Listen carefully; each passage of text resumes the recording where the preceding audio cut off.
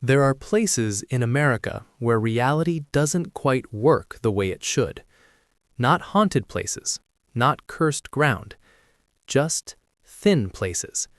Places where the fabric between what is and what shouldn't be has worn down to almost nothing.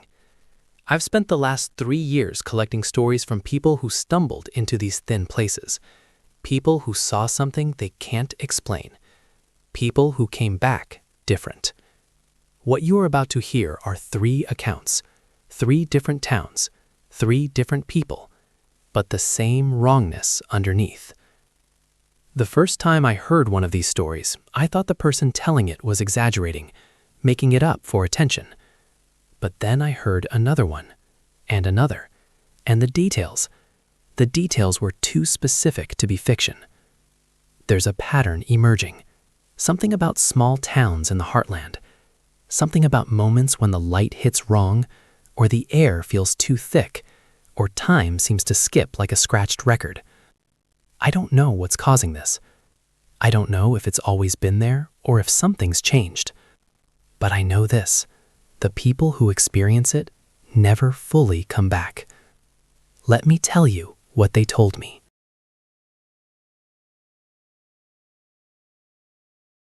My name is Marcus, and I grew up in Plainfield, Indiana. It's not the kind of place anyone writes about. 4,200 people, 1 high school, 3 churches, a main street that's been dying slowly since the Walmart opened 2 towns over. I left when I was 18, joined the Army, did 2 tours overseas. When I got out, I moved to Indianapolis, got a job, got an apartment, started over. For 8 years, I didn't go back, not once. It wasn't that I hated Plainfield. It was just, there was nothing there for me anymore. My parents had moved to Arizona. My friends had scattered. The town was a memory I didn't need to revisit. Then, last October, I got a call from my old high school. They were doing some kind of reunion thing, 20-year anniversary of our graduating class. They'd tracked me down through Facebook. I almost said no. But something made me say yes. Maybe I was curious. Maybe I was lonely.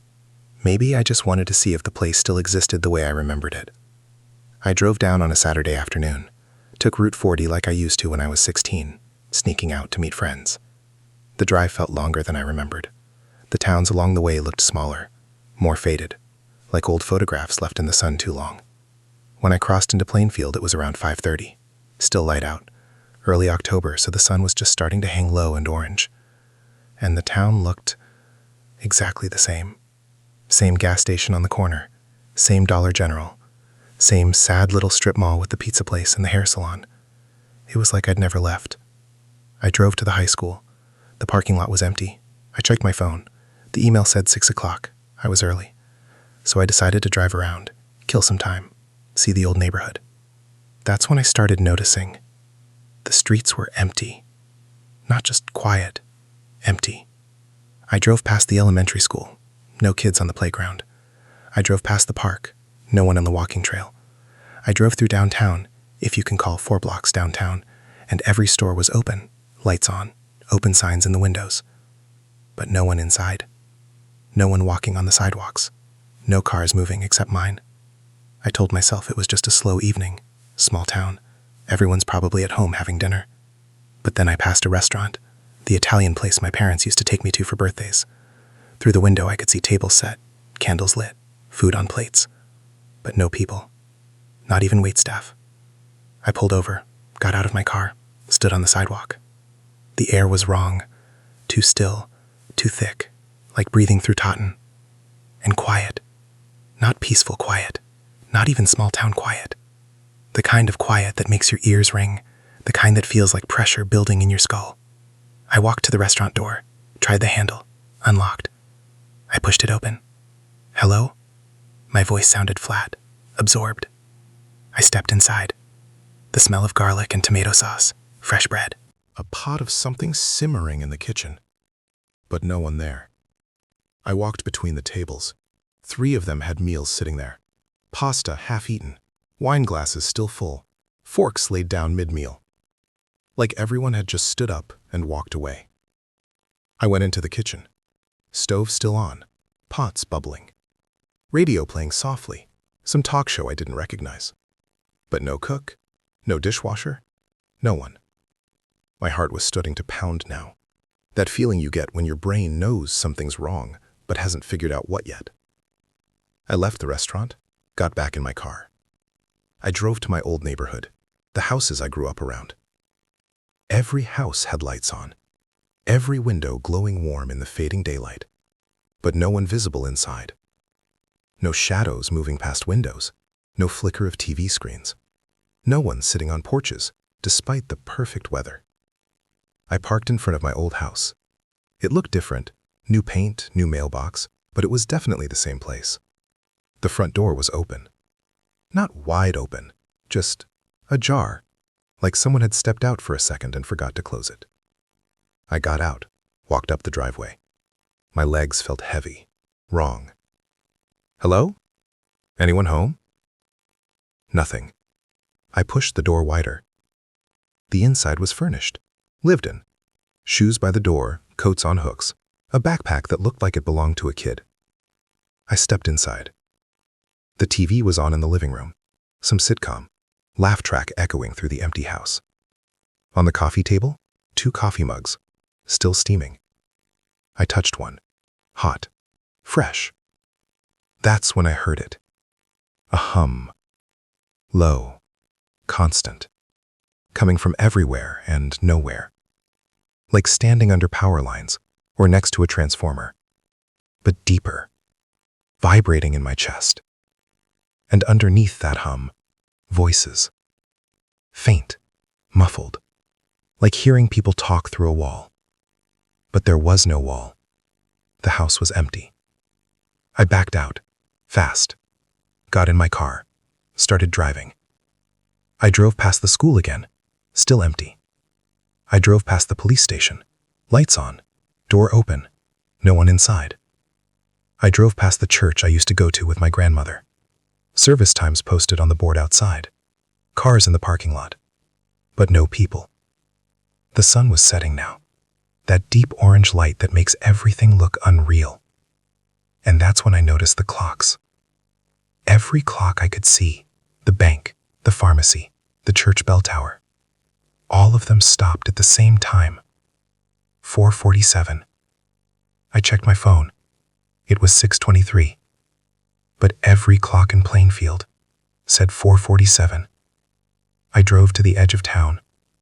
The welcome sign that says, Plainfield, home of friendly people.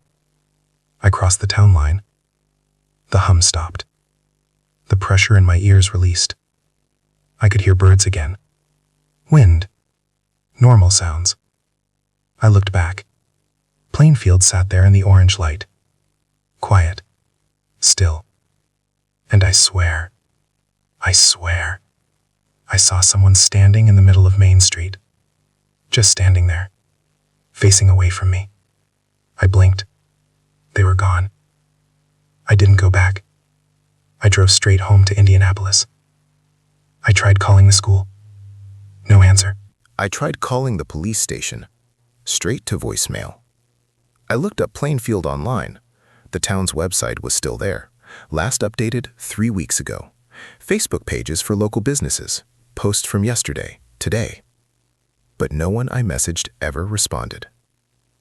A week later, I drove back. Daytime this time. The town was normal again. People in stores, cars on the road, kids at the school. I stopped at a gas station, asked the clerk if anything strange had happened recently. She looked at me like I was crazy. Strange how? I didn't know how to explain, so I just said, never mind. But when I was leaving, she said something that made my blood cold. You were here last week, weren't you? Saturday evening. I stopped. Yeah. How did you know? She smiled, but it didn't reach her eyes. We don't get many visitors after 4:47. I left. I haven't been back since. But sometimes, late at night, I hear it again. That hum. And I wonder if I ever really left Plainfield at all. This happened to me 2 years ago, and I still don't have an explanation. My name is Sarah. I'm a freelance graphic designer. I work remotely, which means I can live anywhere. In 2022, I took a contract job that required me to be in Ohio for 3 months. The company was based in Columbus, but they wanted me on site part of the time. I didn't want to pay Columbus rent for a temporary gig, so I looked for something cheaper nearby. That's how I found Merrow Creek. It's not even on most maps, population around 800, about 40 minutes outside Columbus. The listing I found was perfect, a furnished studio apartment above an old pharmacy, cheap, quiet, good internet. I moved in on a Monday in March. The town was exactly what I expected. One main street, a post office, a diner, a hardware store that looked like it hadn't been updated since 1975. Everyone I passed gave me that small town nod. You know the one. Not quite friendly, not quite suspicious, just acknowledging. I didn't mind. I'm not particularly social. I was there to work, not make friends. The first week was normal. I'd wake up, work from the apartment, drive into Columbus twice a week for meetings, grab dinner at the diner sometimes. The second week, things started feeling off. I went to the post office to mail some packages. The woman behind the counter, older, gray hair, reading glasses on a chain, smiled when I walked in. "Sarah, good morning. How are you settling in?" I smiled back. "Small town. Someone must have mentioned me. The landlord, probably." "Good, thanks." "That's wonderful. Your mother would be so proud of you, getting work done out here on your own." I froze. "I'm sorry, do we know each other?" She looked confused. "Well, I know of you, dear. Everyone does." I laughed nervously. "Small town, I guess." "The smallest," she said. And then she leaned in, like she was sharing a secret. "But we take care of our own here. You don't need to worry about that anymore." That "anymore" stuck with me. I left without asking what she meant. A few days later, I stopped at the hardware store. I needed a light bulb. The owner, middle-aged guy, flannel shirt, friendly face, greeted me the second I walked in. "Sarah Mackenzie, haven't seen you since you were knee-high." I stared at him. I've only been in town 2 weeks." He laughed. "Time flies, doesn't it?" Then he walked me to the light bulbs, chatting the whole way about things I never told him. "How's the apartment? I know it's not much, but it's better than that place you had in Portland, right?" I did live in Portland 3 years ago. "Studio's always cold in March, but it warms up. Your grandmother used to complain about that same chill." I never met my grandmother. She died before I was born. I bought the light bulb and left quickly. That night I couldn't sleep. I kept thinking about what he'd said. "Time flies. Haven't seen you since you were knee-high." I'd never been to Merrow Creek before in my life. The next morning, I went to the diner for breakfast, trying to feel normal. The waitress brought me coffee without asking. "Black, 2 sugars, just how you like it." I never told anyone how I take my coffee. She smiled. "Eggs and toast, right? Same as always?" "I've never been here before," I said. Her smile didn't change. "Of course you have, honey. You used to come in every Saturday with your father." "My father died when I was 7. I stood up, dropped a 20 on the table, left. Back at the apartment, I tried to work, couldn't focus. I pulled up my laptop and searched for Merrow Creek, Ohio.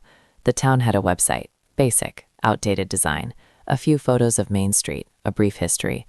Founded in 1842, named after the creek that runs through it, population steady for the last 100 years. I clicked on the community page.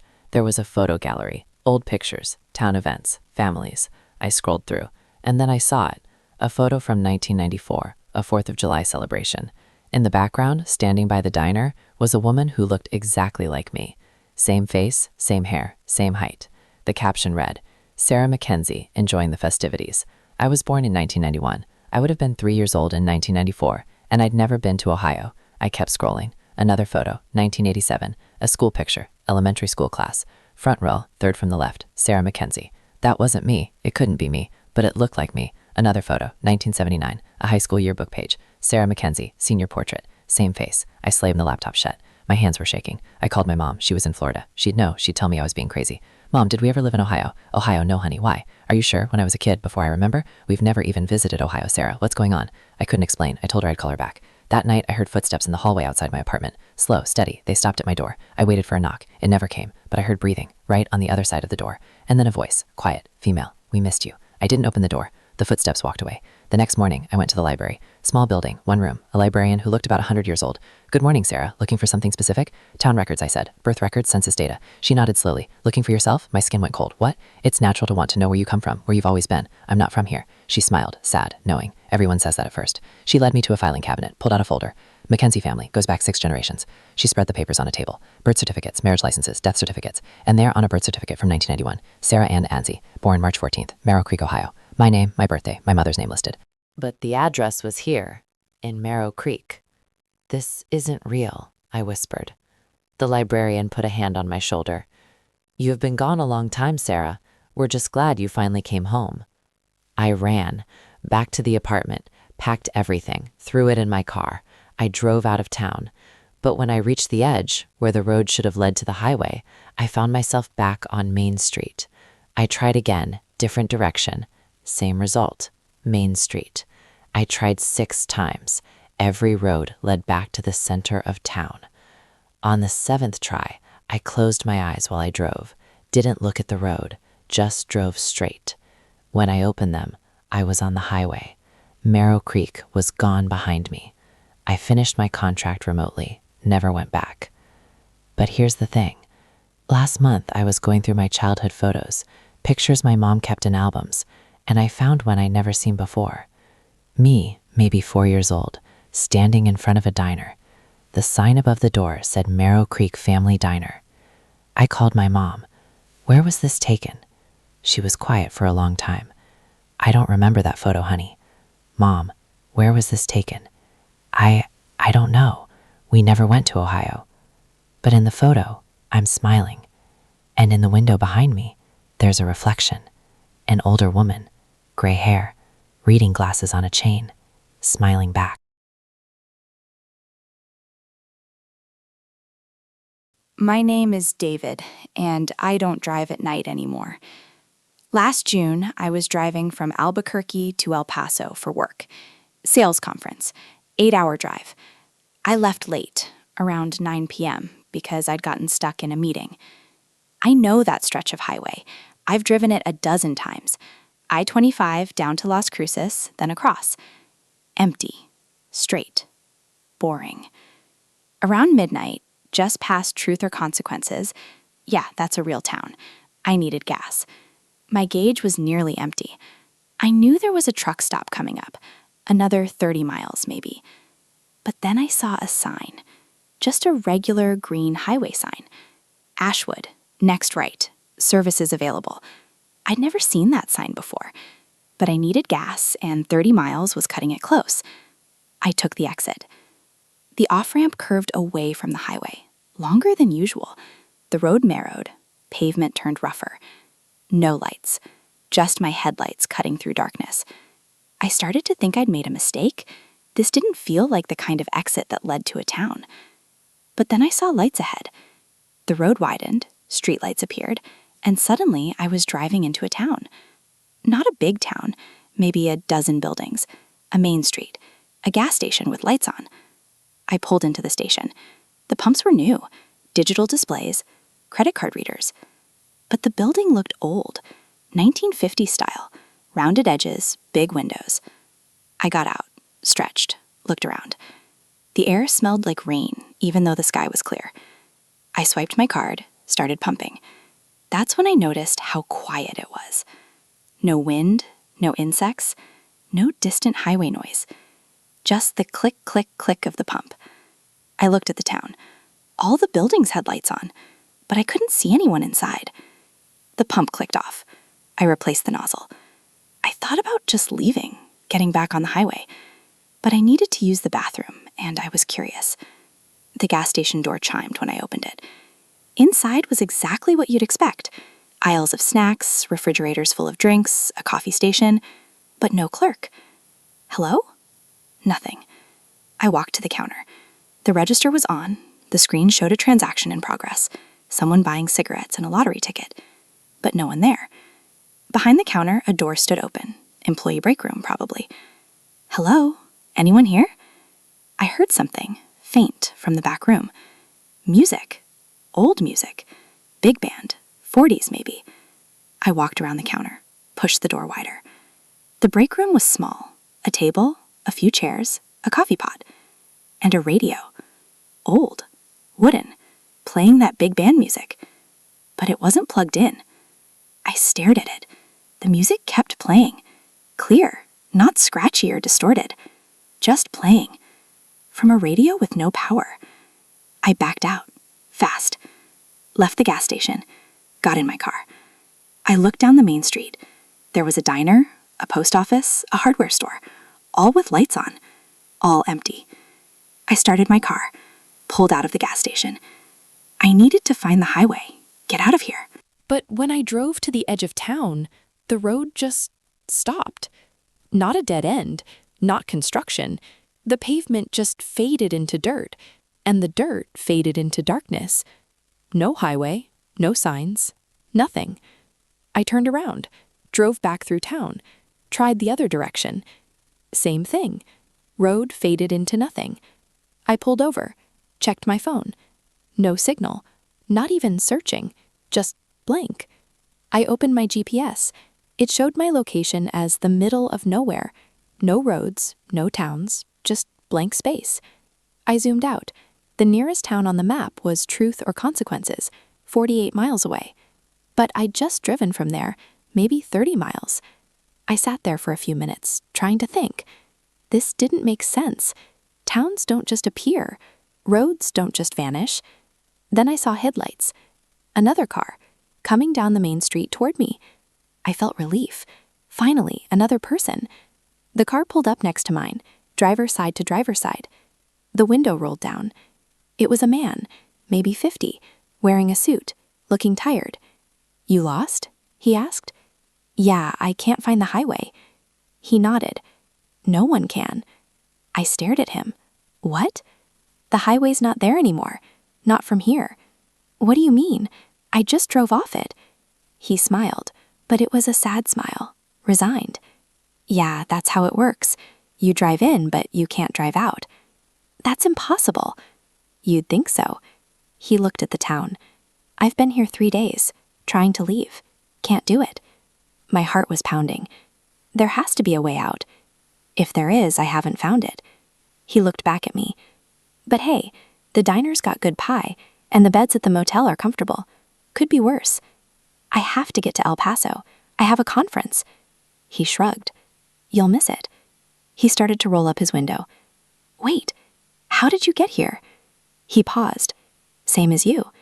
Saw a sign, needed gas, took the exit." "What sign did you see?" "Ashwood, next right." "Same as me. But where did you come from? What highway?" "I-40, coming from Amarillo." I-40 was 100 miles north of where I was. That doesn't make sense. We couldn't have taken the same exit. He smiled again. "Nothing makes sense here. You'll figure that out." He drove away, parked in front of the motel. I sat there, trying to process. Then I saw more headlights. Another car, coming into town. It pulled up to the gas station. A woman got out, started pumping gas. I drove over, got out. "Excuse me." She looked up, young, maybe 25, scared. "Do you know how to get back to the highway?" She shook her head. "I just got here. I was driving from Phoenix to Tucson, saw a sign for services, took the exit, but now I can't find the highway."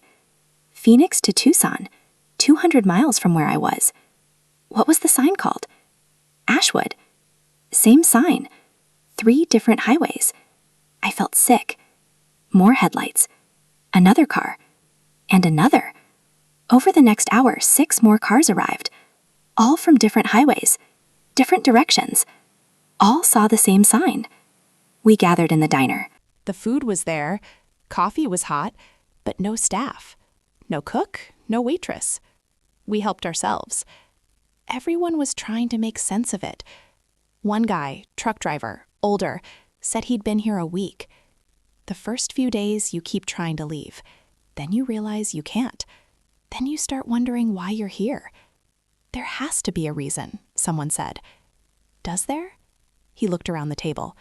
"Or is this just what it is? A place that catches people, holds them. But why?" He shrugged. "Maybe it's lonely." That didn't make sense, but nothing did. That night, I tried to sleep in my car. Couldn't. Around 3 a.m., I saw something. Someone walking down the street. I sat up, watched. It was a figure, human-shaped, but moving wrong. Too smooth, like gliding. It stopped in the middle of the street, turned toward my car. I couldn't see a face, just a silhouette. It stood there for a long time. Then it turned and walked into one of the buildings, the hardware store. I got out of my car. I don't know why. Stupid, maybe. I walked to the hardware store. The door was unlocked. Inside was dark, but I could hear something. Breathing. Multiple sources. All around me. I backed out. Ran to my car. At dawn, I tried again to find the highway. This time, I didn't drive. I walked. Followed the road out of town until it faded. And then I kept walking. Through dirt. Through scrub brush. Through darkness that felt solid. I walked for an hour. And then I was back on the main street. Behind me. Back where I started. Like the town was a loop. I tried 4 more times. Always the same. On the 6th day, I woke up and something was different. The other cars were gone. The people I'd met, all of them, gone. I was alone in Ashwood again. I went to the diner, poured coffee, and then I saw it, on the bulletin board, among the flyers and notices. A photo, black and white, old. It showed the main street. Same buildings, same layout. But the people in the photo were wearing clothes from the 1950s. And in the front, standing by the gas station, was me. Same face, same clothes I was wearing right now. The caption read, Ashwood Residence, 1953. I left the diner, got in my car. I drove to the edge of town, didn't slow down, just drove straight into the darkness where the road faded. I closed my eyes. I felt my car shudder, heard a sound like tearing fabric. And then I was on the highway. I-25, middle of the night. Normal. I drove straight to El Paso. Didn't stop. I missed my conference. I called my boss, made up an excuse. But I never told anyone what really happened. Last week, I was looking at a map of New Mexico. I zoomed in on the area near Truth or Consequences. There's nothing there. No town called Ashwood. No exit. Just empty desert. But I know I was there. I still have the receipt from the gas station, dated June 17th. Ashwood, NM. I tried to look up the coordinates. They lead to nowhere. But sometimes late at night, I see that sign in my mind. Ashwood. Next right. Services available. And I wonder how many other people are seeing it right now, taking that exit, thinking they'll just get gas and keep going. Those are the 3 stories. 3 different people, 3 different towns. Marcus, who found a town where everyone disappeared. Sarah, who found a town that remembered her before she existed. David, who found a town that doesn't exist at all. But the pattern is there. Small towns, middle of nowhere, places that feel wrong, places where reality is thin. I've collected 47 stories like these now. Different details, different outcomes, but the same feeling underneath. Something is reaching through. Something from a place that's not quite here, not quite anywhere. The upside world, some people call it. A mirror dimension, a shadow reality. But I don't think that's what it is. I think it's something older, something that's always been there, underneath everything, and now it's pushing through, finding weak spots, thin places, creating spaces where the rules don't apply, where towns can exist and not exist, where people can be remembered before they're born, where roads lead nowhere and everywhere at once. I don't know if it's getting worse, but I know I'm hearing more stories, more people disappearing for a few hours, a few days, coming back changed, coming back wrong. If you ever find yourself in a town you don't recognize, a town that feels too quiet, too empty, too perfect, trust your instincts. Don't stay. Don't investigate. Just leave. And if you can't leave, I'm sorry, because once these places have you, they don't let go easy. Marcus still hears that hum sometimes, that frequency from Plainfield. Sarah found 3 more photos of herself in Marrow Creek, different years, different decades. David got another GPS alert last month, a new route through Nevada, shorter than the normal road. He didn't take it, but the alert keeps appearing, suggesting that shortcut over and over, like something trying to bring him back. These stories don't end, they just pause. The thin places are still there, still waiting, still pulling people in. And somewhere, in towns that might or might not exist, people are walking streets that don't appear on any map, pumping gas that never runs out, living in houses that remember them before they arrive. Maybe they're trapped, or maybe they're where they've always been meant to be, in the spaces between what is and what shouldn't be, where reality is negotiable and the upside world bleeds through. If you see a sign for a town you've never heard of, think twice. If people in a new place know your name, leave. If the road doesn't lead where it should, turn back. Because once you cross into those thin places, you might not cross back. Not completely, not ever. I know this because I'm collecting these stories for a reason. I need to understand what's happening before it happens to me. Because 3 weeks ago, I was driving through Kansas and I saw a sign, a town I'd never heard of, offering services. I kept driving, but now, when I look at maps, I see it, that town, right where the sign said it would be. And last night, I got an email from someone claiming to be my neighbor in that town, the one I didn't stop at, saying they're looking forward to seeing me again. Again. So I'm telling these stories now, while I still can, while I still remember which side of reality I'm on, because I don't know how long that will last. The thin places are calling, and eventually, we all have to answer.